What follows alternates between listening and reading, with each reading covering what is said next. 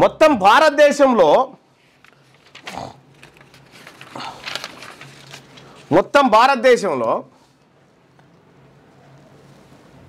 తెలంగాణ రాష్ట్రంలో ముస్లింల అక్షరాస్యత శాతం వచ్చేసి 76.9% ఉన్నది. ఇక భారతదేశంలో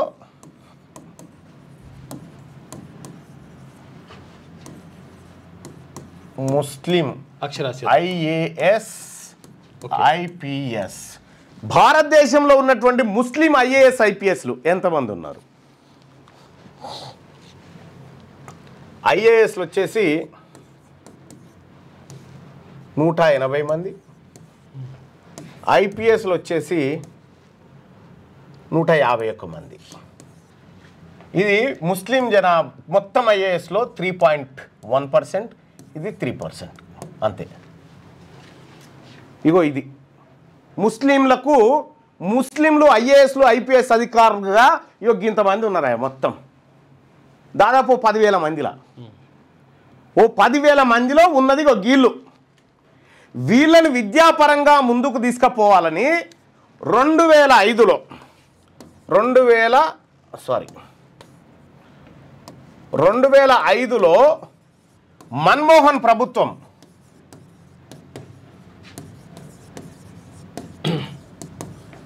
సచార్ కమిటీని ఏర్పాటు చేసింది. సచార్ కమిటీ ఎట్లా వాళ్ళ జీవితాలను బాగుపరచాలని భారతదేశంలో ఉన్నటువంటి ముస్లింల స్థితిగతులను అధ్యయనం చేయడానికి సచార్ కమిటీని ఏర్పాటు చేసింది. సచార్ కమిటీ నివేదిక ఇస్తే ఇదే కాంగ్రెస్ పార్టీ ప్రభుత్వం సచార్ కమిటీ నివేదికలోంచి ఒకే ఒక్కటి ఏం అమలు చేసింది అంటే మైనారిటీ శాఖ. ఇప్పుడు బీసీలకు కూడా ఈ మైనారిటీ శాఖనే కేంద్రంలో, బీసీలకు సపరేట్ లేదు, ఈ మైనారిటీ కిందనే ఈ ఒక్క శాఖను పెట్టి చేతులు దులుపుకుంది కాంగ్రెస్ పార్టీ ప్రభుత్వం. సచార్ కమిటీ ఏం చెప్పిందంటే ఈ దేశంలో ఎస్సీల కంటే ముస్లింలు ఆర్థికంగా వెనుకబడి ఉన్నారని నివేదిక చెప్పింది. మరి ఇటువంటి ముస్లింల కోసం నువ్వు వాళ్ళని ఏ రంగాల్లో ముందుకు తీసుకురావాలి? ఎడ్యుకేషన్లో ముందుకు తీసుకురావాలి, ఎంప్లాయ్మెంట్లో ముందుకు తీసుకురావాలి. వాళ్ళను ఏది బిజినెస్లు చేసి మోపేడు కొనిస్తావు, మోజు బండ్లు అమ్ముకోవాలనా? వెనుక ఉల్లిగడ్డ కట్టుకొని ఉల్లిగడ్డ ఏమన్నా పండ్లుంటే తట్ట పెట్టుకొని మోపేడు నడుపుకుంటా పోవాలనా ఈ రాష్ట్ర ప్రభుత్వం? ఇదా నువ్వు ముస్లిం విద్య కోసం నువ్వు చేస్తున్నది ఏంది?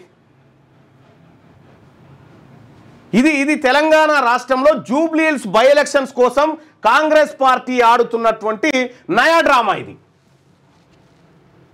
కాంగ్రెస్ పార్టీ ఆడుతున్నటువంటి నయా డ్రామా. ఈ 2 కొత్త స్కీమ్స్ ఇప్పుడు ఎందుకు గుర్తుకొచ్చినాయి? మీకు దమ్ముంటే కాంగ్రెస్ పార్టీ ప్రభుత్వానికి చెప్తున్నా, జూబ్లీ హిల్స్లో కాకుండా ఇంకెక్కడన్నా ఈ పైలట్ ప్రాజెక్టు పైలట్ ప్రాజెక్ట్ ఇక జూబ్లీ హిల్స్లోనే స్టార్ట్ అవుతుంది ఇది. ఎందుకంటే జూబ్లీ హిల్స్ ఎలక్షన్స్ కదా, పైలట్ ప్రాజెక్ట్ కింద ఇదే అంటారు. ఇక 2 రకాల మోసాలు చేయబోతా ఉంది. ఇందులో ఒకటి మనం ముస్లిం సోదరులు అబ్జర్వ్ చేయాల్సింది, ఈ నెల 20 నుంచి అంటే ఇవాళ నుంచి వచ్చే నెల 6 తారీఖు వరకు 6 వరకు ఆన్లైన్లో దరఖాస్తులు.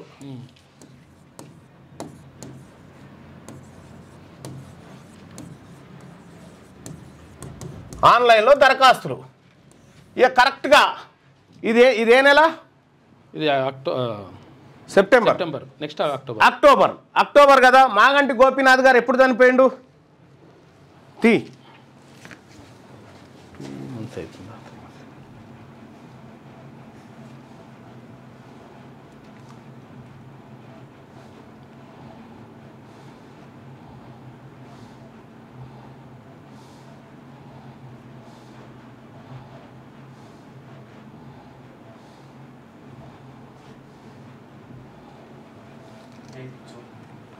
June 8 June 8 June.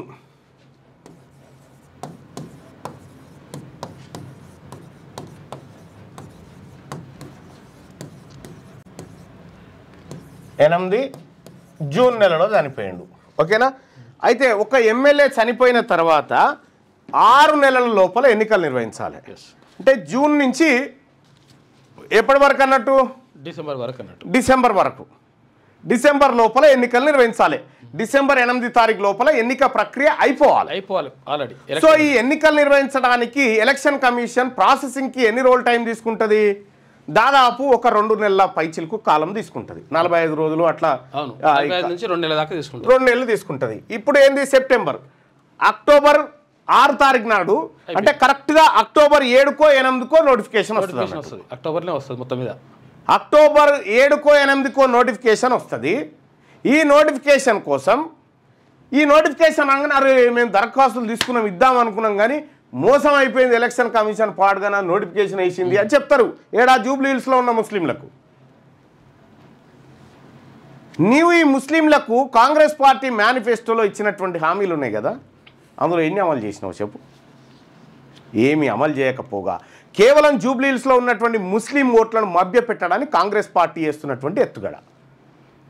ఈ కాంగ్రెస్ పార్టీకి చిత్తశుద్ధి ఉంటే మీ యూపీఏ గవర్నమెంట్ తీసుకొచ్చినటువంటి సచార్ కమిటీ నివేదికను ఈ దేశంలో ఎందుకు అమలు చేయలేదు? ప్రత్యేక కమిషన్ పెట్టాలనేటువంటి నిర్ణయాలను ఎందుకు పక్కన పెట్టిరు?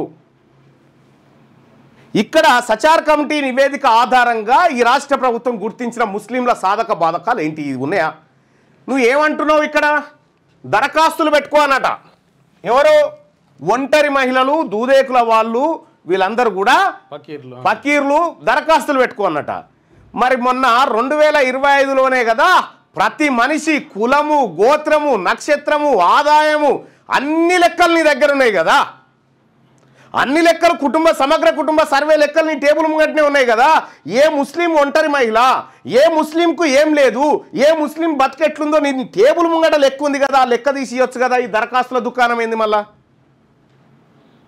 ఈ దరఖాస్తుల దుకాణం ఏంది? నువ్వు మోసం చేయడానికి, నువ్వు బీసీ ముస్లింలను మోసం చేయడానికి ఈ డ్రామా ఆడతావు నువ్వు, ఇంకొకటి ఏమీ లేదు. అందుకోసమే ముస్లిం భాइयों बहनों, ये कांग्रेस पार्टी आपको और एक बार धोखा देने के लिए ये 2 स्कीम, क्या है वो स्कीम्स लेके आया? इंदिरम्मा माइनॉरिटी महिला योजना, రేవంత్ అన్న కా సహారా మిస్కిన్ కే లియే కింద ఫకీర్ దూదేకుల వర్గాలకు మోపేళ్ళు అంటే లూనాలు. మీరు మోజు బండ్లు అమ్ముకోర్రి, మీరు మోజు బండ్లు పెట్టుకోర్రి, ఉల్లిగడ్డలు అమ్ముకోర్రి, పండ్లు అమ్ముకోర్రి, చెప్పుల షాపు కాడ ఉండుర్రి, పంచర్ షాపులు పెట్టుకోరు. ఇగో ఇది కాంగ్రెస్ పార్టీ విధానం. ఏ ఒక్క ముస్లిం కన్నా ఇక్కడ ఏది కొడంగల్ ఎత్తిపోతల పథకంలో ఒక ముస్లిం కాంట్రాక్టర్కి ఒక ప్యాకేజ్ ఇచ్చినావా? చూపెట్టు.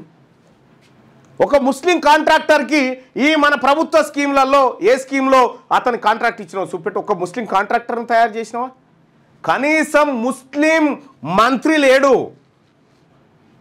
ముస్లిం మంత్రి లేనటువంటి ఏకైక ఇప్పుడు పెడతా ప్రభుత్వం మనది తెలంగాణ. ఈ విషయంలోనే ఇప్పుడు పెడతానంటు నిన్న ప్రకటించిండు, ముస్లిం మంత్రిని పెడతాడు. ఇప్పుడు ఎందుకు? ఓట్లున్నాయి కదా, ఓట్లున్నాయి కాబట్టి పెడతానటువంటి డ్రామా ఇదంతా.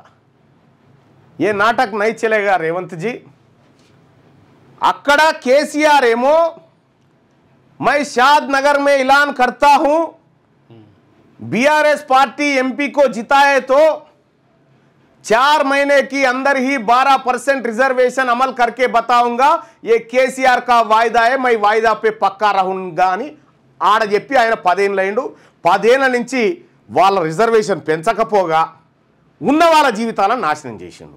ఇప్పుడు ఈయన. అందుకోసమే ముస్లిం సోదరులారా, మన బతుకులు మారాలంటే మన పిల్లలకు మంచి ఎడ్యుకేషన్ దక్కాలి, మనకు కార్పొరేట్ లెవెల్లో ఫ్రీ ఎడ్యుకేషన్ ఉండాలి, మనకు కష్టపడి పని చేయడానికి అవకాశాలు ఏర్పడాలి. ఈ మొప్పైడ్లతోనో వీలేసే బిచ్చం ద్వారానో మన బతుకులు మారవు. ఇదంతా ఎన్నికల స్టంట్. అందుకోసమే నిన్న వరంగల్లో మన party Telangana Rajyadhikara party Warangal declaration ప్రకటించింది. నిన్న రాష్ట్ర స్థాయి సమావేశం అక్కడ నిర్వహించి అందులో ప్రధానమైనటువంటి డిక్లరేషన్ వివరాలని ఇప్పుడు మీ ముందు చెప్తా. Telangana Rajyadhikara party Warangal declaration professor Jayashankar సార్ను తెలంగాణ జాతిపితగా ప్రకటించడం మా మొట్టమొదటి తీర్మానం. అది తెలంగాణ రాష్ట్రాన్ని సాధించడం కోసం తన జీవితాన్ని తర్పణం చేసినటువంటి ఈ తెలంగాణ మహాత్ముడు ప్రొఫెసర్ జయశంకర్ సార్ను తెలంగాణ జాతిపితగా ప్రకటించడం. ఒకవేళ ఈయన కాకుండా ఈయన ప్లేస్లో ఇంకో రెడ్డి అని ఉంటే ఈ పాటికే ప్రకటిద్దురు. జయశంకర్ సార్ను ప్రకటించట్లేదు. అందుకనే తెలంగాణ ఉద్యమకారుల ఆకాంక్షలకు ప్రతిరూపమైనటువంటి ప్రొఫెసర్ జయశంకర్ సార్ను తెలంగాణ జాతిపితగా మేము ప్రకటిస్తా ఉన్నాము. మీరు చేయకపోతే మేము చేసి చూపెడతాం. జీవితం మొత్తం కూడా అంకితం చేసిండు తెలంగాణ. ఇక రెండోది, తెలంగాణ రాజ్యాధికార పార్టీ వరంగల్ డిక్లరేషన్ 2. ఇది కొండా లక్ష్మణ్ బాపూజీకి భారతరత్న కోసం డిమాండ్. కొండా లక్ష్మణ్ బాపూజీ ప్రత్యేక తెలంగాణ రాష్ట్రం కోసం బడుగు బలహీన వర్గాల జీవితాలు మారాలని చెప్పి తన మంత్రి పదవిని త్యాగం చేసిన మొట్టమొదటి వ్యక్తి కొండా లక్ష్మణ్ బాపూజీ. ఈ కొండా లక్ష్మణ్ బాపూజీ తన జీవితం అంతా ఈ వర్గాల కోసం పనిచేసిండు కాబట్టి, తెలంగాణ కోసం పనిచేసిండు కాబట్టి ఆయనకు భారతరత్న ఇవ్వడం కోసం ఈ రాష్ట్ర అసెంబ్లీ తీర్మానం పెట్టాలి. లేదంటే రేపటి బీసీ ప్రభుత్వం ఖచ్చితంగా పెట్టి తీరుతుంది. ఇక మూడోది, తెలంగాణ రాజ్యాధికార పార్టీ వరంగల్ డిక్లరేషన్ భూమి లేని బీసీ నిరుపేదలకు 2 ఎకరాల భూ పంపిణీ. తెలంగాణ రాష్ట్రంలో భూమి లేని బీసీ కుటుంబాలకు ప్రతి కుటుంబానికి 2 ఎకరాల చొప్పున భూమి పంపిణీ. ఒక ఆయన అంటాడు, పాపం ఎట్లా పంచుతారు, ఎట్లా పంచుతారయా అని అంటాడు. ప్రభుత్వము తెలంగాణ రాష్ట్రం వచ్చిన తర్వాత కొన్ని లక్షల ఎకరాల భూములు ప్రభుత్వం సేకరించింది కదా రైతుల దగ్గర. 10 లక్షలు 5 లక్షలు ఇచ్చి ఇక్కడ ల్యాండ్ సీలింగ్ యాక్ట్ను తుంగలో దొక్కిరు కదా. ఆ లూపోల్స్ ద్వారా అనేక లక్షల ఎకరాలు కేసీఆర్ 10 ఏళ్లలో కొత్తగా 25 లక్షల ఎకరాలు పుట్టించిండు కదా. 25 లక్షల ఎకరాలు అవి అట్లా ఉన్నాయి. తక్కువ పడితే భూసేకరణ చేపడుతుంది ప్రభుత్వం. ఇప్పుడు ఇస్తారు కదా 5 లక్షలు 10 లక్షలు. రేపు మీ అప్పర్ క్యాస్ట్ వాళ్ళ భూములకు కూడా 5 లక్షలు 10 లక్షలు ఇచ్చి తీసుకుంటుంది ప్రభుత్వం, బీసీలకు పంచుతుంది. ఇప్పుడు ఎంతమందికి లేవు? 75 లక్షల మందికే లేవు. 2 ఎకరాలు ఇచ్చినా కానీ 1,50,000 ఎకరాలు అయితే మస్తు అయిపోతుంది.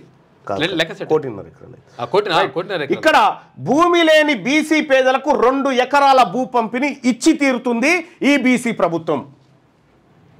అలాగే వరంగల్ డిక్లరేషన్ తెలంగాణ రాజ్యాధికార పార్టీ ప్రతి సంవత్సరం బీసీల కోసం 1,00,000 కోట్ల బడ్జెట్, మొత్తం 3,04,000 కోట్ల బడ్జెట్లో రేవంత్ రెడ్డి ప్రభుత్వం కామారెడ్డి డిక్లరేషన్లో ఇచ్చిన హామీని తుంగలో దొక్కుతూ ప్రతి ఏడాది బీసీలకు 20,000 కోట్లు పెడతామని చెప్పి మొదటి ఏడాది 9,200 కోట్లు పెట్టి కేవలం 2,500 కోట్లు కూడా ఖర్చు చేయలేదు ఫస్ట్ ఏడాది. ఇక రెండోసారి మళ్ళీ 11,000 కోట్లని పెట్టి దాంట్లో కూడా ఖర్చు చేసింది ఏమీ లేదు. కాబట్టి బీసీ ప్రభుత్వం ఒకేసారి ఒకే బడ్జెట్లో ప్రతి ఏడాది 1,00,000 కోట్ల రూపాయలు బీసీల బడ్జెట్గా పక్కకు పెట్టబోతా ఉంది. బీసీల బతుకులు ఇక గిట్ల మారుతాయి. ఇక తెలంగాణ రాజ్యాధికార పార్టీ వరంగల్ డిక్లరేషన్ రాష్ట్రంలో ఇల్లు లేని అగ్రవర్ణ పేదలకు, ఇల్లు లేనటువంటి అగ్రవర్ణాల్లో ఉన్నటువంటి పేదలు ఎవరైతే ఉన్నారో వాళ్ళకి ఇల్లు కట్టించిస్తాం. ఇప్పుడు మీరు మాకు కట్టించిస్తారు కదా, మేము మీ అగ్రవర్ణాల్లో ఉన్నటువంటి పేదలకు మా కమిట్మెంట్ చూడండి. బీజేపీ, కాంగ్రెస్, టీఆర్ఎస్ వీళ్ళ మేనిఫెస్టోలో ఎక్కడ కూడా అగ్రవర్ణ పేదలకు సంబంధించి ఏ పథకాలు లేవు. మొట్టమొదటిసారిగా తెలంగాణ రాజ్యాధికార పార్టీ వరంగల్ డిక్లరేషన్లో అగ్రవర్ణ పేదలకు పక్కా ఇల్లు కట్టిస్తామని చెప్పి హామీగా తీసుకొస్తా ఉంది. ఇది ఈ 10 పాయింట్స్ హామీగా తీసుకొస్తా ఉన్నాం. ఇక ముస్లింల బతుకులు ఎట్లా మారుతాయంటే తెలంగాణ రాజ్యాధికార పార్టీ వరంగల్ డిక్లరేషన్ ముస్లిం మైనారిటీలకు సంబంధించి సచార్ కమిటీ నివేదిక ఆధారంగా వారి అభివృద్ధికి చిత్తశుద్ధితో పనిచేస్తాం. సచార్ కమిటీ నివేదిక అమలు చేస్తే వాళ్ళ బతుకులు మారుతాయి. మోపేడ్లు కొనిచ్చి మోజుబండ్లు అమ్ముకోమంటే కాదు. ఇది ముస్లింల పట్ల.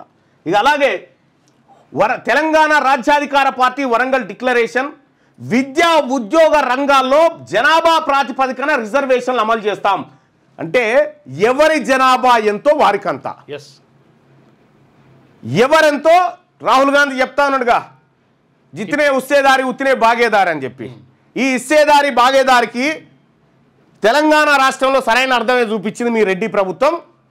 కాబట్టి రేపటి బీసీ ప్రభుత్వం మీరెంతో మీకంతా బడ్జెట్లో కానీ, అవకాశాల్లో కానీ, ఉద్యోగాల్లో కానీ అన్ని రకాలుగా ఆర్థికంగా కానీ ఎవరెంతో వారికంతా. ఇక తెలంగాణ రాజ్యాధికార పార్టీ వరంగల్ డిక్లరేషన్. వరంగల్ నగరాన్ని రాష్ట్రానికి 2వ రాజధానిగా ప్రకటిస్తాం. వరంగల్ పట్టణాన్ని కాకతీయులేలినటువంటి సామ్రాజ్యం ఏదైతే ఉందో ఈ వరంగల్లో ఉన్నటువంటి అద్భుతమైన చారిత్రకమైనటువంటి నేపథ్యం కలిగిన ఈ నగరాన్ని తెలంగాణ రాష్ట్రానికి 2వ రాజధానిగా ప్రకటించాలని నిన్న తీర్మానం చేయడం జరిగింది. అలాగే తెలంగాణ రాజ్యాధికార పార్టీ వరంగల్ డిక్లరేషన్ మహిళలకు 33% రిజర్వేషన్ అమలుతో పాటు 50% ఉన్నారు మహిళలు, 33 కాదు. కాబట్టి మహిళలకు 50% వాటా దక్కడం కోసం పెంచడం కోసం శాయశక్తులా కృషి చేస్తాం. ఇక తెలంగాణ రాజ్యాధికార పార్టీ వరంగల్ డిక్లరేషన్ అందరికీ నాణ్యమైన విద్య అందిస్తాం. అందరికీ, అందులో అగ్రవర్ణాల పేదలు కూడా ఉంటారు. అందరికీ నాణ్యమైన విద్య, నాణ్యమైన వైద్యం, అందరికీ ఫ్రీగా. ఇవి మా వరంగల్ డిక్లరేషన్లో. వీటి ద్వారా బతుకులు మారుతాయి. వీటి ద్వారా ప్రజల మంచి కోరుకున్న వాళ్ళం అవుతాం. కానీ ఎలక్షన్ల కోసం డ్రామాలాడి ఇక్కడ జూబ్లీ హిల్స్ ఎలక్షన్స్ కోసం ఈ జూబ్లీ హిల్స్ దరఖాస్తులను రేపు పొద్దుగాల ఫస్ట్ పరిశీలిస్తారు. ఎవరెవరు వచ్చినాయి, ఎవడెవడు దరఖాస్తు పెట్టుకుని, ఎవడెవడు ఇంట్రెస్ట్గా ఉన్నానో ఆ డాటా తీసి కాల్ సెంటర్ తోటి మీకు వస్తుంది, మీరు రెడీగా ఉండండి, ఈ ఎలక్షన్ అయిపోగానే వేస్తామని ఫోన్లు చేయించి ఓట్ల కోసం అన్నట్టు ఈ డాటా డ్రామా అంతా.